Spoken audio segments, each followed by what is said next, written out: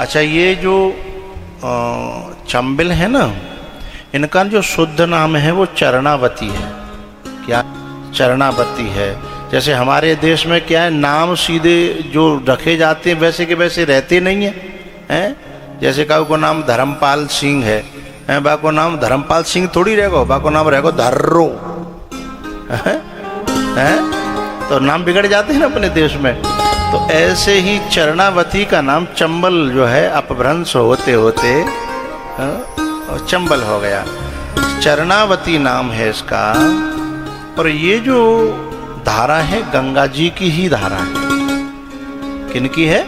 गंगा जी की। जैसे एक रूप से गंगा जी वहां बहती हैं, दूसरे रूप से गंगा जी यहां बहती हैं। और पता है गंगा जी की दूसरी धारा कैसे है? पूछो तो खोल भी दे, नहीं तो इतना ही रखे। अरे ने मूड तो हला करो। हा? गंगा जी कैसे हैं, इसके पीछे ऐतिहासिक कथा है।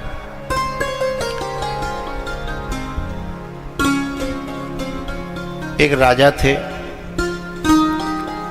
और उस राजा ने जब महाभारत काल का जब इतिहास पढ़ा तो उसने कहा कि मृत्युलोक का राजा शांतनु जब द्वापर में गंगा जी के साथ शादी कर सकता है तो क्या कलयुग का राजा गंगा जी के साथ शादी नहीं कर सकता? तो एक जो है विप्र देवता, उन्होंने कहा कर सकता है, क्षमता होनी चाहिए तप में, सारी क्षमता है, तप से सब कुछ हो सकता है। बोले मैं तप करूंगा, आप जो है मुझे मंत्र दीजिए। उसने घोर तप किया और गंगा जी को प्रसन्न किया।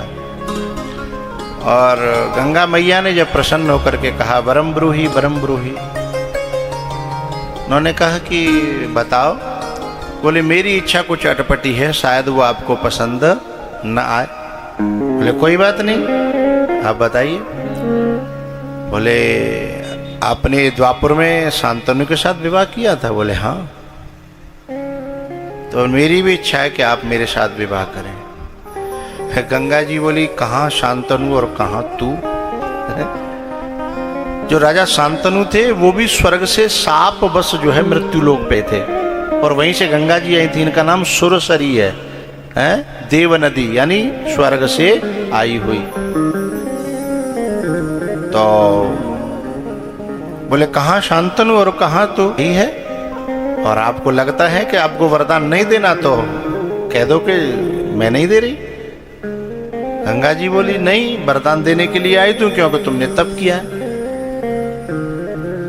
बोले ठीक है, तो की है, पर आपको पता है मेरा वेग, मेरी क्षमताएं, मेरी उग्रता, मेरी शांति, मेरा बहाव, उनको तुम सहन कर पाओगे? राजा शांतनु की होड़ कर रहे हो, उनको सहन कर पाओ? बोले जब मैंने इतनी तपस्या करी है तो मैं सब कुछ करूंगा। तो तपस्या करने के बाद एक वरदान मांग लेना अलग बात है, लेकिन इन सब को सहन कर पाना अलग बात है। तो उसने बोले मैं करूंगा।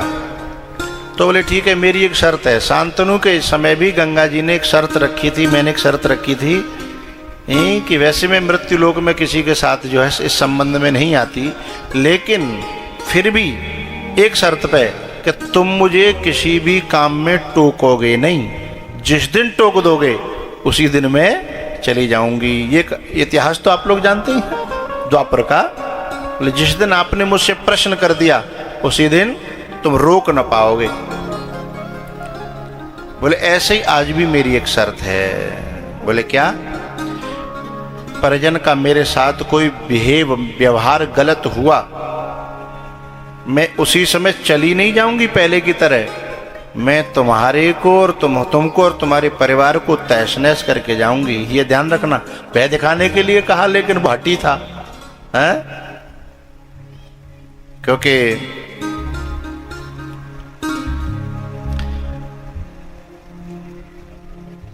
जनमांधो नैव पश्यति, अंधा हो गया था, उसे अपना भला बुरा दिखाई नहीं दे रहा था, इसलिए वो हाँ करता गया। उन्होंने जो कहा ठीक है, जब शादी रचाई गई तो शादी में जो है उस विधि विधान में एक त्रुटि हुई, और जो शादी में पंडित जी महाराज बैठे हैं यही बताएंगे कि कोई सरैया में चावल रखे जाते हैं और उनमें जो है ना, जो शादी का वो, मेरी तो बहना है ना, मैंने कहा वो पढ़ी, तो उसको आप लोग मेरी हेल्प करो कि जो चार जगह चावल रखे जाते हैं जो फेरा पड़ते हैं, है ना, तो वो उसमें जो है ना, उसमें से ये गंगा मैया प्रकट हुई और उसमें से इनका नाम चरणावती पड़ा। और इतने उग्र रूप में प्रकट हुई, इतने उग्र रूप में कि न राजा को पता लगे हो कहाँ गए हो, कौन खोए गो हैं, न बाकी राजा लगा। तो अभी भी चंबिल मैया ऐसी है कि जिसकी को अपने तीर पे बसने नहीं देती। समझ रहे हो हैं? गंगा जी के तीर पर न जाने कितने लोग बसे होंगे हैं, लेकिन चंबिल मैया के तीर पे बसने की हर एक की हिम्मत है, जब अपने पे आ जाए तो हाँ।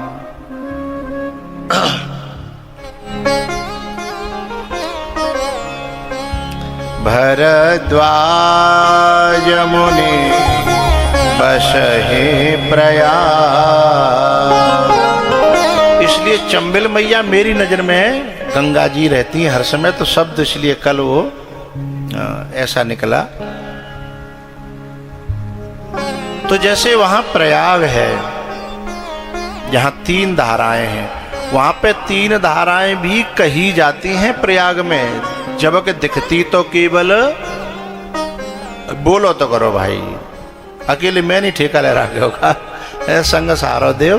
भले ही कन्हैया ने गोवर्धन उठाया पर लटिया तो अपने लगाई, है ना। वहां 2 धाराएं 3 कही जाती हैं, लेकिन दिखती तो केवल 2 हैं, है ना।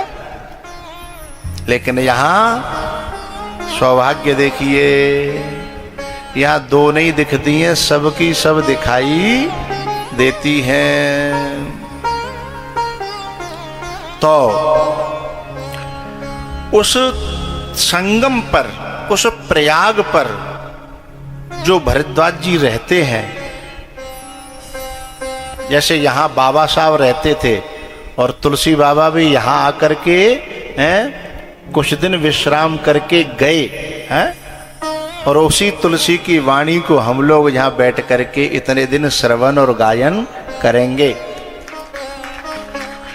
तो ये लोग इन धाराओं के किनारे क्यों बसा करते थे, क्यों रहते थे, कारण क्या है? भौतिक और सामाजिक कारण तो अलग रहे, मैं उनकी चर्चा नहीं करूंगा, लेकिन आध्यात्मिक कारण क्या है? यो यमुना जी है ना, है, और गंगा जी भक्ति की धारा है, और सरस्वती ज्ञान की धारा है? तो ये 3 ही मार्ग हैं वेद के, कर्मयोग, ज्ञान योग और भक्ति योग, ठीक है।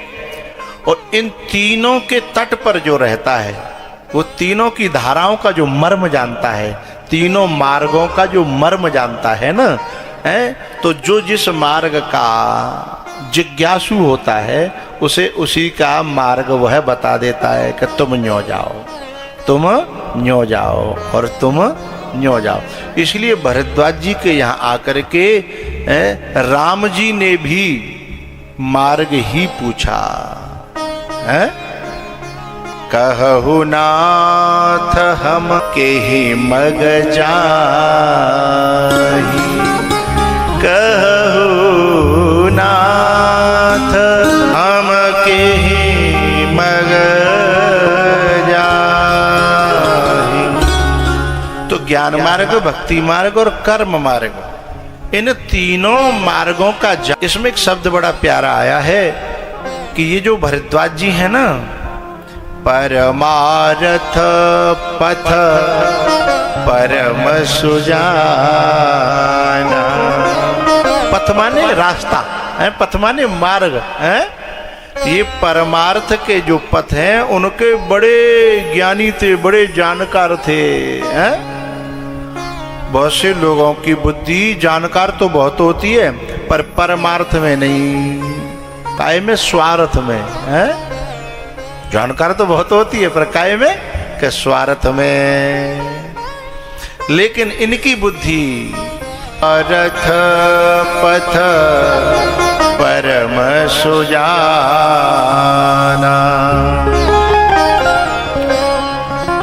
समजम तापस समजम दया निधाना, परमारथ पथ परम सुजाना, परमारथ पथ परम सुजाना।